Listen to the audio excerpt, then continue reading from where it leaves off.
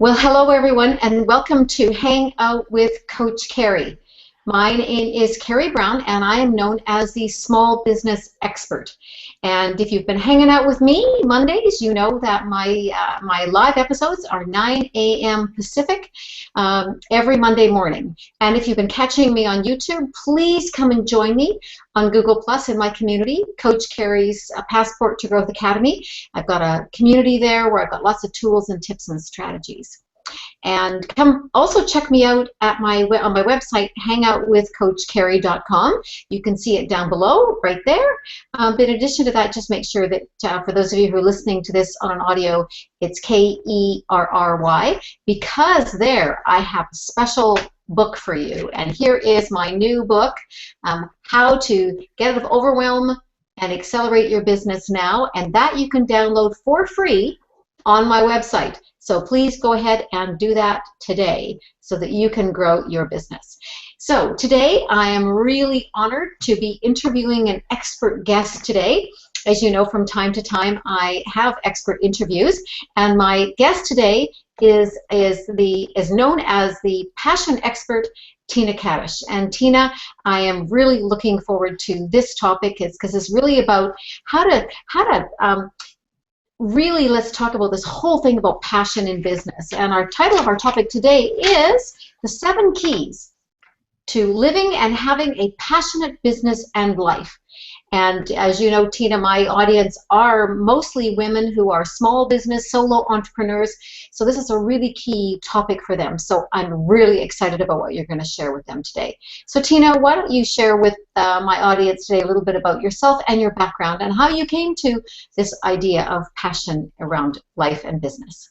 Okay, well, thank you, Kerry, so much for having me. It's a privilege to be on your show tonight.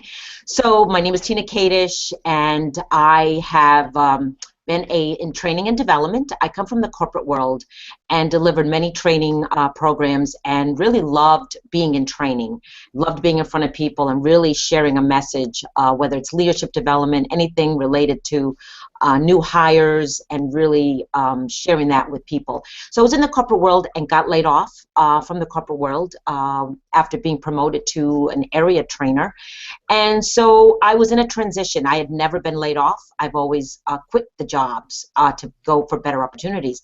So I found myself at a crossroad back in 2003 and started my journey of really figuring out, what do I do next? I really love training, but I didn't want to do a lot of traveling with training, and I didn't want to be a contract trainer. So I took some time off from the corporate world and just started really searching what's out there. What do I really want to do? I had read a book called The Secret, The Law of Attraction, a while back, and I went back to that and really reinforced the message, and I really got into The Secret. So I was looking for like-minded people with the law of attraction, and I came across a meetup group in my town and met a passion test facilitator, someone who was sharing this message that I'm going to go into more detail about tonight. So I really wanted to share this tool. What is the passion test? I really wanted to learn more about it, and this facilitator really intrigued me that I wanted to learn more about what is passion. And because I came from corporate America, not being passionate with the corporate world. It wasn't that I wasn't in love with training, but I would wake up every day. I was having a long commute. I really got tired. I was burnt out from the corporate world. And when I learned about that, following your passion really gives you that joy and that fulfillment and enthusiasm, waking up every day excited. Well, I wasn't waking up every day excited. I'll be honest with you. It was drudgery, just taking the commute 3 hours a day. It was not fun. So I was looking for fun. So I embarked on a journey of the passion test. So I learned about that. And that's the tool that I'm really now passionate about. I think too many people today are not happy with what they're doing. They're just waking up every day, not excited, totally unexcited, no joy, no fulfillment. Yes, you know, Tina, a lot of our audience today have probably a very similar story to yours. You know, the road to the entrepreneurial life often starts with some kind of a shift. You know, something happens and it forces us to go down a different road. Mm-hmm. And a lot of them haven't had the opportunity to really explore this whole idea of following their passion. You know, sometimes they might find themselves in the should tos and the have tos, and rather than something that they really enjoy. Right. But as Tina, you and I have talked previous to recording this episode. I'd like to know about what your perspective is on the role of passion in success, and whether that success as a mother, whether that's success in life, whether it's success as a wife, whether it's a success in a partnership of any kind, to a business. You know, what's the role of passion in success? Okay. Well, the role of passion in success is that it gives you that clarity, that focus on what do I want to do? As a mother, you're passionate about your children or should be passionate about your children. You wake up and, okay, it may not be fun at times, but you're passionate. You love children. If you love children, I always love my children and passionate about raising them. I've always worked in a job, though, that I've taken jobs because of a paycheck, not really loving what I do. So passion for me is important to be successful because you are doing something that you love to do. I think it increases your productivity. You are more engaged with people. People are, you attract. I believe you attract more like-minded people as well when you are passionate about what you're doing. Just loving whatever it is, whether in business, whether in your personal life, anything with your relationships. I think there's a shift when you're following your passion from going from the negative to positive. It gives you that you're fulfilling your purpose, I believe. And I think that when you're fulfilling your purpose in life, I think that's a great thing. Like there's a study out there that 80%, I think it's higher, 80% of working Americans don't like what they're doing. And I think that the passion test tool, we can help with that. And where we really want to get higher, numbers of people following their passions. So it's not a guarantee that you're going to be making money. Okay, but I do believe that if you're following what you're doing, the money could come. It's not a guarantee. This is really a discovery to get you clear on what your 5 top passions are. Okay, so that's what this tool provides you, really, is that clarity and focus. Well, Tina, you and I have talked about this, and for those of you who are followers of my Hangouts and my material, you know that I've talked about the fact that passion alone, and I think that I'm really excited about today's topic because I really, really do want to help our audience discover what their passions are, so that they can be honoring them. The caveat to that, though, and you kind of alluded to that, is that just following your passion does not mean, certainly from a business context, mean that you're going to have success in business, because it still has to make business sense. You still have to go through your business plan and make sure that it's viable. The challenge I find sometimes is that when we say we're passionate about something, is actually what we're saying is we're excited about something. And that doesn't necessarily mean that it's actually a real passion for you just in that moment, because we all know we can become excited about the next shiny thing, don't we? We want to have that fundamentals of making sure that what we're really honoring are our passions. And then so combined with the right business acumen and the right business strategy, then you've got a much greater chance for success. Would you agree with me on that? Yes, because like I said, it is a discovery tool. And the first principle of the passion test is the commitment. Are you committed to even pursue that passion? I mean, when I took the tool, one of my 5 passions is to be a full-time entrepreneur. Now, I had never been an entrepreneur. I was always in the corporate world working for someone. And so this tool gave me that clarity that I want to be a full-time entrepreneur. Has it been easy? No.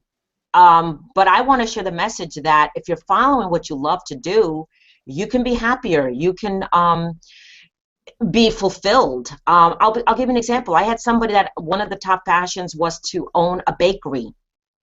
She loves baking. Now, taking the tool, of course, she cannot go out and open a bakery. She has to go through the business plan. She has to enlist the services of a business coach, see if it makes sense, if it's something that she can do. So what can you do in the meantime without going out and spending all that money on a bakery? What can you do on a part-time so that you're following your passion? So you're aligning your passions with that love of baking. So this woman, she bakes for other people. She's doing a part-time business, didn't go out and open a bakery where she, rented some space, but she's baking, she's helping friends, she does little, she does some weddings, some parties. She's more passionate doing this on a part-time. Yeah. Okay. Yeah, well, in fact, Tina, I know you've probably read the E-Myth Revisited, and I encourage all of my listeners and my clients to read it. And it's about Sarah the Pie Baker. And one quick way to lose your passion about something is to have a lot of struggle around it. I mean, Yes. a lot of struggle. Yes. Of course, you alluded to the fact that your choice to becoming a full-time entrepreneur meant that it wasn't, didn't mean it was going to be easy. Well, no one says because you're passionate about something, or no one says you're an entrepreneur, it's going to be easy. In fact, it's the hardest work you're ever going to do. Right. However, if you are if it actually honors that passion that you have that's there, you will overcome, or you will work through, or find a way to work around the challenges that come along. I think you'd agree with me on that. Yes. Yeah. Because a lot of times what prevents us from living a passion in life is fear. So we have limiting beliefs. We don't have confidence in ourselves. We have that fear of, oh my God, I can't do this. And that's one of the things that comes out of the passion test a lot of times, that people say, I can't do that. I need to make money. I need a job. And so they're so conditioned in the job, but they're really not giving that opportunity. So the passion test gives you that clarity to say, maybe I should pursue this. I should look into this. So at least it opens the door to that discovery, that path to really figure that out. And that's what it does. It's not, like I said, a guarantee that you're going to definitely go in business. You need other services, obviously, like we talked about, a marketing plan, a business plan, etc. as well. So then, Tina, so is there a key sort of secret about passion that people need to know?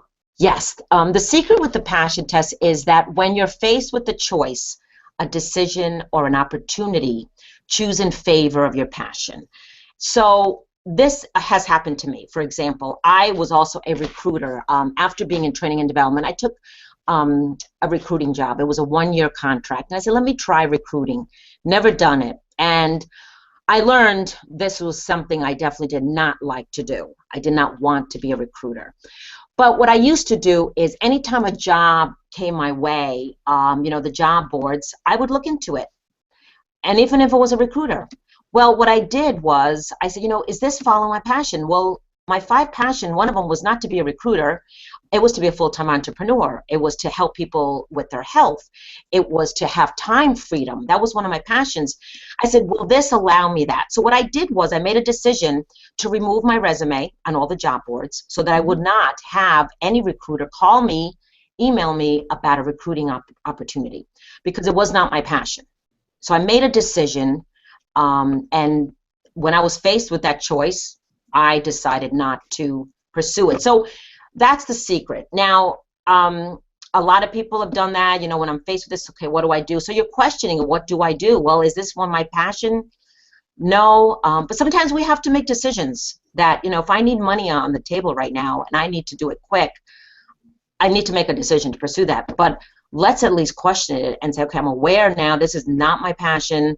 Let me follow my passion and really focus on that, because yeah, I can see. So really, a lot of what I do in my coaching with people, well, the first step is clarity, is to help them establish clarity, because then in terms of making decisions, making choices, deciding on strategy, really clarifying what an issue is. So what I'm hearing you say is that that one of the things about determining your passion using the tool, the passion test, allows people to have clarity. So then when they're faced with a decision, if they have the opportunity to choose their passion over another decision, which, as you alluded to, could be they need to do something right now to put money on the table or put food on the table and make some money.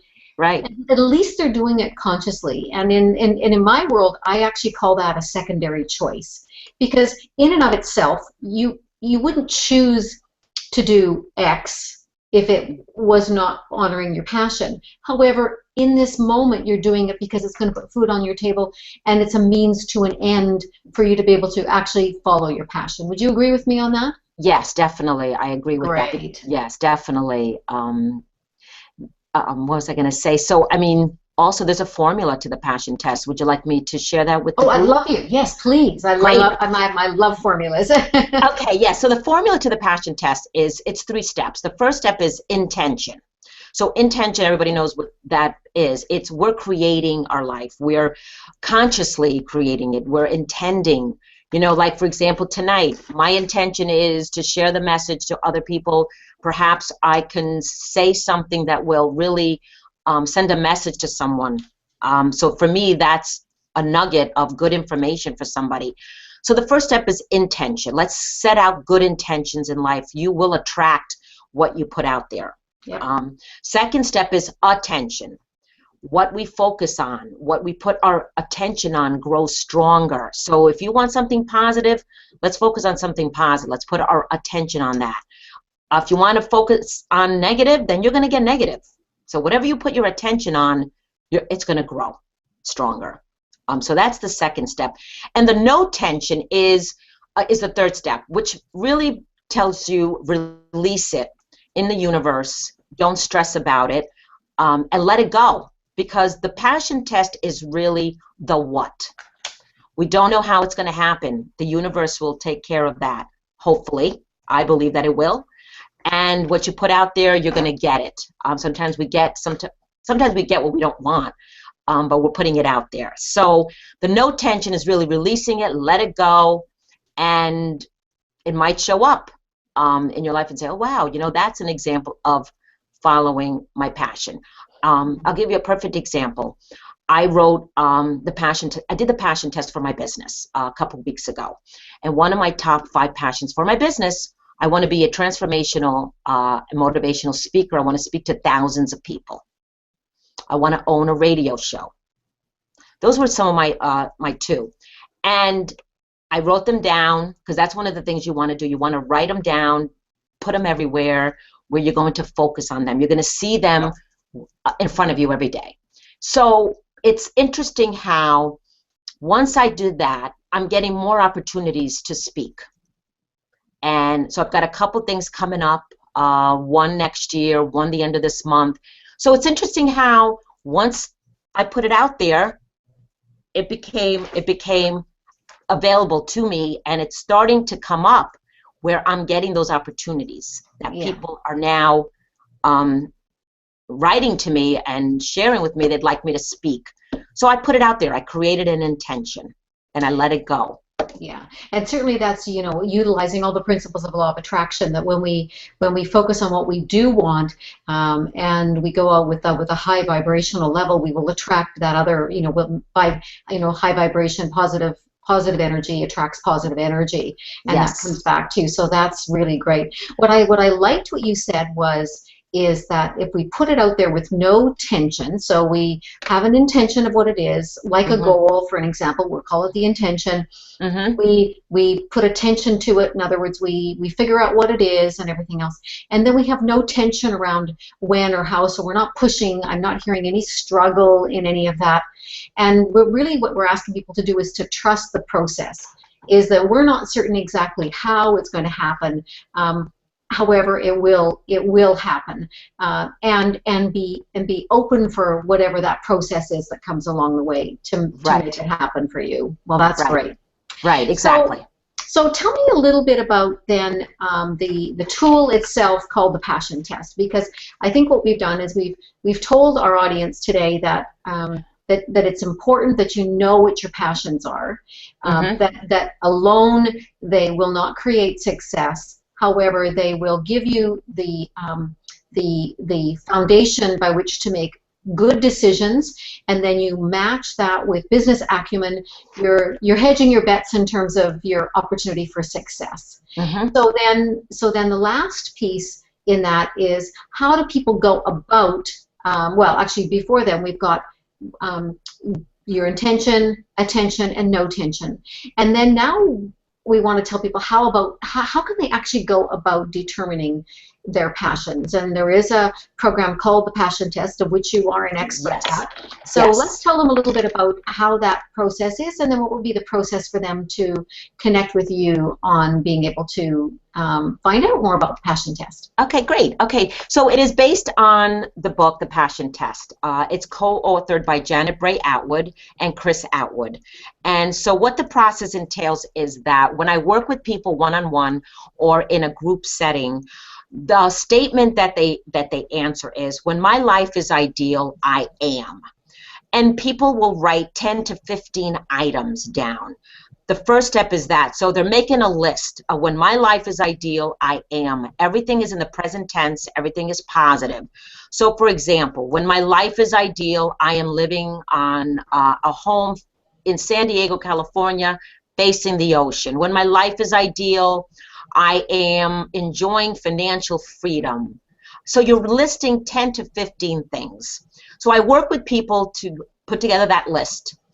What I do is from 15 items, through a process of facilitation of asking questions. Okay, there's 3 questions that I ask them. Through this, they're narrowing it down to 5. So you're not giving up the others, but we're grouping them in, these are the top 5 most important to them. So everybody's passions come out differently. We want this to be positive, nothing negative. For example, when my life is ideal, I have no debt. You could say, when my life is ideal, I'm debt-free, or I'm enjoying life, paying all my bills. You don't want to put words that are negative either, okay? So from the 15, break it down to 5, and then we create cards where we're listing them, the 5 on the cards. We also go into a process called markers. Markers are signs or milestones, not milestones, but signs, examples. For example, when my life is ideal, I have financial freedom. What we do is we create markers for that one passion. So what is a sign? How do I know that I'm living my passion? By saying, when my life is ideal, I have financial freedom. For me, financial freedom is I have all my bills paid on time, before they're due. When I have financial freedom, I am able to go to the store and buy whatever I want. So those are examples of markers. So I go through that process with individuals, and in a workshop setting, I put people in groups where they work together and they compare each other's list, and we talk about it with everyone. So they walk away from the one-on-ones and the workshops, they walk away with their 5. We talk about the markers.